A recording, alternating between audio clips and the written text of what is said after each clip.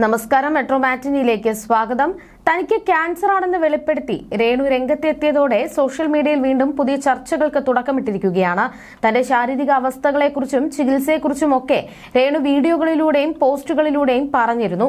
ഒട്ടേറെ പേർ രേണുവിനെ പിന്തുണയ്ക്കുകയും ചെയ്തു. പിന്നാലെ നിരവധി വിമർശനങ്ങളും രേണുവും കുടുംബവും നേരിട്ടു.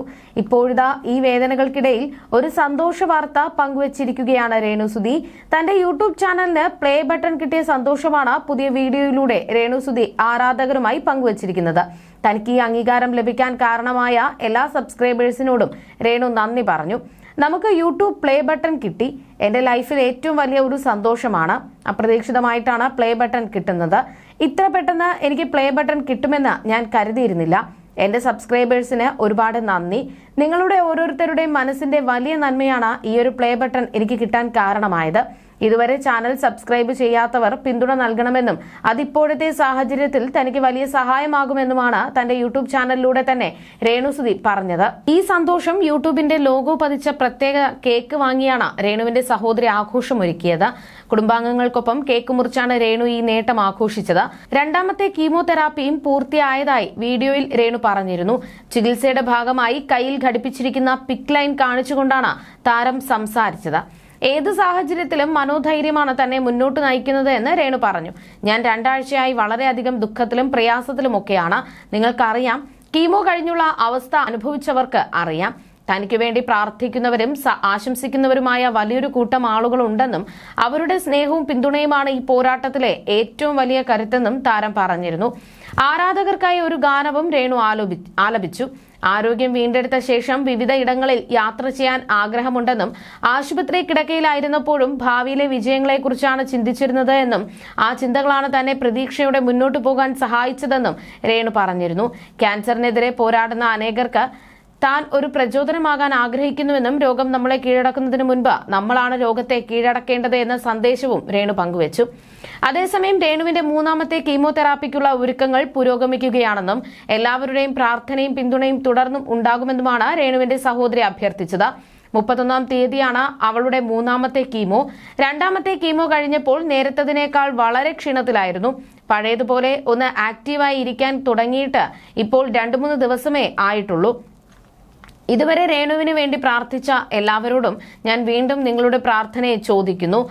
തുടർന്നും നിങ്ങൾ അവൾക്ക് വേണ്ടി പ്രാർത്ഥിക്കണം. നിങ്ങളുടെ ഓരോരുത്തരുടെയും പ്രാർത്ഥനയും ദൈവാനുഗ്രഹവും നിങ്ങളുടെ സഹായങ്ങളും നിങ്ങളുടെ സ്നേഹവും മാത്രമാണ് അവളെ ഇതുവരെ എത്തിച്ചത് എന്നായിരുന്നു രേണുവിന്റെ സഹോദരി പറഞ്ഞത്.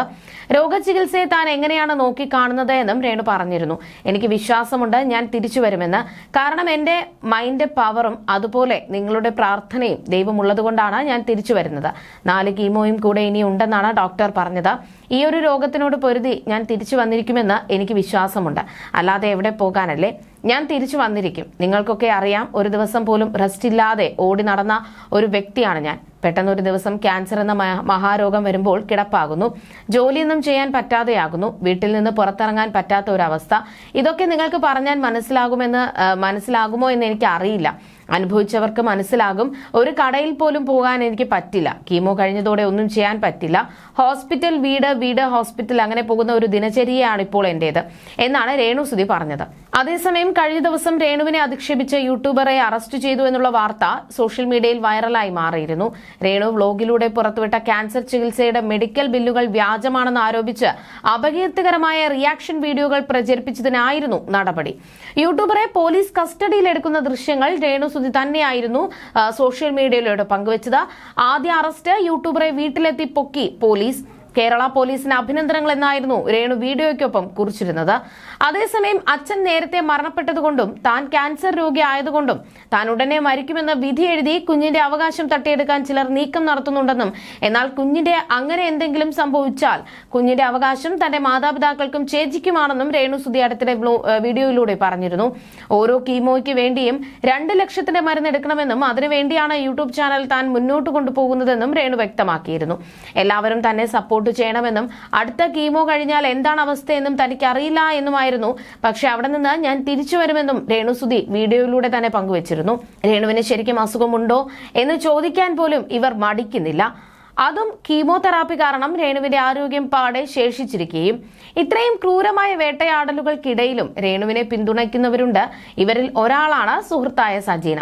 കൊല്ലം സിദ്ദിയുടെ മകനായ കിച്ചുവിനെതിരെ സജീന തന്റെ യൂട്യൂബ് ചാനലിലൂടെ പങ്കുവച്ച വിവരങ്ങളും സോഷ്യൽ മീഡിയയിൽ ശ്രദ്ധ നേടിയിരുന്നു.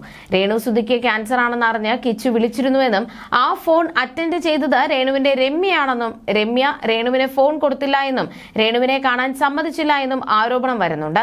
കിച്ചുവാണിത് പറഞ്ഞത്. ഇതിലെ സത്യാവസ്ഥ നിങ്ങളും കൂടെ അറിയണമല്ലോ. ജൂൺ 13-ാം തീയതി നൽകിയ അഭിമുഖത്തിലാണ് തനിക്ക് ക്യാൻസർ ഉണ്ടെന്ന് രേണുസുധി പറയുന്നത്. അന്നേ ദിവസം കിച്ചു ഫോൺ ചെയ്തു എന്നത് സത്യമാണ്. വായിലിട്ട് അലിയിച്ച് കഴിക്കുന്ന ഗുളിക കഴിക്കുമ്പോഴാണ് കിച്ചുവിന്റെ ഫോൺ വരുന്നത്. രമ്യ ഫോൺ എടുത്ത് സ്പീക്കറിലിട്ട് രേണുവിനെ കേൾപ്പിക്കുന്നുണ്ട്. ഗുളിക കഴിക്കുന്നത് കൊണ്ട് രേണുവിന് കോളിൽ സംസാരിക്കാനായില്ല. കോൾ വെച്ചയുടനെ വോയിസ് മെസ്സേജ് അയച്ചു എന്ന് ചൂണ്ടിക്കാണിച്ച സജീന രേണു വോയിസ് മെസ്സേജിൽ പറഞ്ഞ കാര്യങ്ങളും കേൾപ്പിച്ചിരുന്നു. കിച്ചു, എന്റെ വാ പൊട്ടിയിരിക്കുകയാണ്. നീ വിളിച്ചപ്പോൾ ഗുളിക വായിലിട്ട് അലിയിക്കുകയാണ്. അതാണ് സംസാരിക്കാതിരുന്നത്. ഞാനിപ്പോൾ കിടക്കാൻ പോകുകയാണ്. തിങ്കളാഴ്ച നിന്നെ അങ്ങോട്ട് വിളിച്ചോളാം. എനിക്ക് സുഖമില്ല എന്നാണ് രേണു പറഞ്ഞത്. ആ മെസ്സേജ് ചെന്ന ശേഷം യാതൊരുവിധ പ്രതികരണവും കിച്ചുവിന്റെ ഭാഗത്തു നിന്നും ഉണ്ടായിട്ടില്ല. ഇതാണ് സത്യസന്ധമായ കാര്യം. അല്ലാതെ കിച്ചുവിനെ കാണേണ്ട എന്ന് പറഞ്ഞു വലിച്ചു കീറാൻ ഇട്ടുകൊടുത്തു എന്നൊന്നും പറയുന്നതിൽ ഒരർത്ഥവുമില്ല. ഇപ്പോൾ താരാട്ട് പാടുന്നവർ തന്നെയാണ് കിച്ചുവിനെതിരെ മുമ്പ് വളരെ മോശമായ വീഡിയോകൾ ഇട്ടിട്ടുള്ളതെന്നും സജീന പറഞ്ഞിരുന്നു. ചികിത്സയ്ക്ക് ഭാരിച്ച ചിലവ് വരും എന്നതുകൊണ്ടാണ് അസുഖ ബാധിതയായി കിടക്കുമ്പോഴും രേണു വ്ലോഗുകൾ ചെയ്ത യൂട്യൂബിൽ പങ്കിടുന്നത്. രേണു ആയിരുന്നു കുടുംബത്തിലെ ഏക വരുമാന മാർഗം. രോഗാവസ്ഥയിലും രേണുവിനെ അലട്ടുന്നത് മകൻ ഒറ്റപ്പെട്ടു പോകുമോ എന്ന ചിന്തയാണ്. അതേസമയം കഴിഞ്ഞ ദിവസം ബിഷപ്പ് സുധിലയത്തിൽ വന്ന വീഡിയോയും രേണുവിനായി പ്രാർത്ഥിക്കുന്നതിന്റെയും രേണു നേരിടുന്ന കാര്യങ്ങളെക്കുറിച്ചും എല്ലാം വിശദീകരിക്കുന്ന വീഡിയോയും ഒക്കെ സോഷ്യൽ മീഡിയയിൽ പങ്കുവച്ചിരുന്നു. രേണുവിന്റെ യൂട്യൂബ് ചാനലിലൂടെയായിരുന്നു ഈ വീഡിയോ പുറത്തു വന്നത്. അതിന് പിന്നാലെ നിരവധി വിമർശനങ്ങളും ഒക്കെ രേണുവിനും ബിഷപ്പിന് നേരിടേണ്ടി വന്നിരുന്നു. ക്യാൻസർ രോഗത്തോട് പൊരുതുന്ന രേണുസുധിക്ക് വേണ്ടി പ്രാർത്ഥിക്കണമെന്ന് ബിഷപ്പ് നോബൽ ഫിലിപ്പ് പറഞ്ഞിരുന്നു. ഈ അവസ്ഥയിലും രേണുവിനെ വിടാതെ വിമർശനം തുടരുന്നത് തെറ്റാണെന്നും ബിഷപ്പ് രേണുവിന്റെ യൂട്യൂബ് ചാനലിൽ പറഞ്ഞിരുന്നു. ഒരു മനുഷ്യൻ വേദനിക്കുമ്പോഴും ദുഃഖിക്കുമ്പോഴും നമ്മൾ അവരോടൊപ്പം നിൽക്കുക എന്നതാണ് ഞാൻ എപ്പോഴും എന്റെ ജീവിതത്തിൽ ആഗ്രഹിക്കുന്ന കാര്യം. അവരുടെ പ്രയാസ സമയത്ത് അവരെ ഒരു വിഭാഗം ആൾക്കാർ തീർച്ചയായും പ്രാർത്ഥനയിൽ ചേർത്ത് നിർത്തുന്നുണ്ട്. എന്നാൽ മറുവിഭാഗം ഇപ്പോഴും ഭയങ്കരമായി സൈബർ ബുള്ളിംഗ് ചെയ്യുന്നു. ഒരു സമയത്ത് ഞാനും രേണുസുധിയും തമ്മിൽ പലവിധ പ്രയാസങ്ങൾ ഉണ്ടായിട്ടുള്ളത് എല്ലാവർക്കും അറിയുന്ന കാര്യം തന്നെയാണ്. വ്യക്തിപരമായി ഞാനും രേണുസുധിയും തമ്മിൽ വഴക്കുണ്ടായിട്ടില്ല. സോഷ്യൽ മീഡിയ വഴി പരസ്പരം മറുപടി പറഞ്ഞിട്ടുണ്ട്. ഇപ്പോൾ രേണു ക്യാൻസർ രോഗത്താൽ വളരെയധികം സങ്കടപ്പെട്ടുകൊണ്ടിരിക്കുകയാണ്. 2 ട്രീറ്റ്മെന്റ് കഴിഞ്ഞു. അതിന്റെ വിശ്രമത്തിലാണ്. നിഷ്കളങ്കമായ സ്നേഹം രേണുവിന്റെ കുഞ്ഞിന് നമ്മളോടുണ്ട്.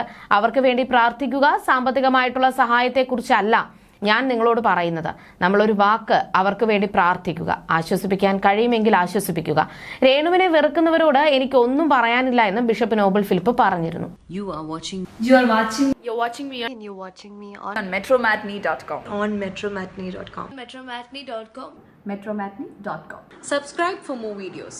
Subscribe for more videos. Subscribe here for more videos. Subscribe now.